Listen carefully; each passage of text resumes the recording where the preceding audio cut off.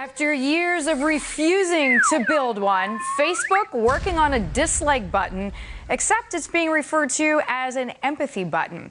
Dr. Robi Ludwig with me now on the psychology of social media, and the TeaParty.net executive director, Deirdre, says Facebook CEO Mark Zuckerberg's too worried about an increasingly politically correct America.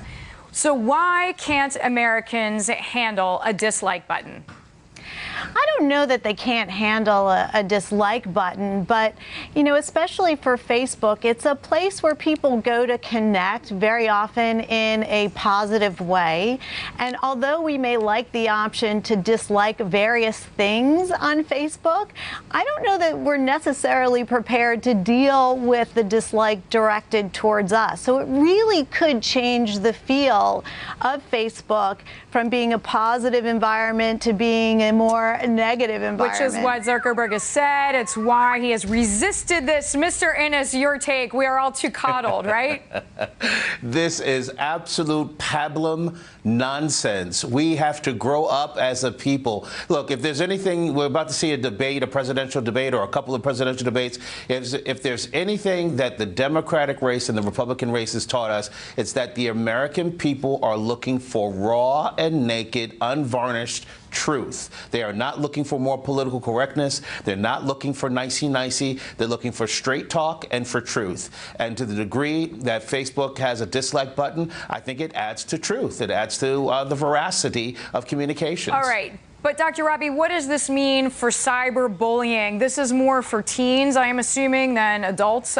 But I mean, there's already an issue. It could be for adults, and right. I mean, sometimes people just like to be aggressive and be mean. And why should we have an easy way to do that, right? Why should we make it easy for people to be negative and aggressive? And yes, we do want honesty, but I don't think we want our feelings to be hurt. And we may want honesty in our presidential candidates, but that's very different than being told the picture that we took on vacation is just not all that. I don't know that people really want that. But Deirdre, I hear what you're saying to the extent that the outliers so far are the ones taking up all the oxygen in the room. If you look at Bernie Sanders, if you look at Donald Trump, to your point, people seem thirsty for authenticity.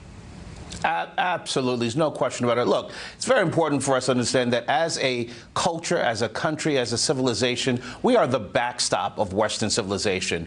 Most of Europe, particularly Western Europe, has become so PC that they are imploding as a civilization and as a culture and demographically. We are not. We're the last stop on the subway, if you will, on the civilization subway. And so the last thing we need to do is to make our society even more PC, even more feminized. And I don't mean, male, female. I mean soft.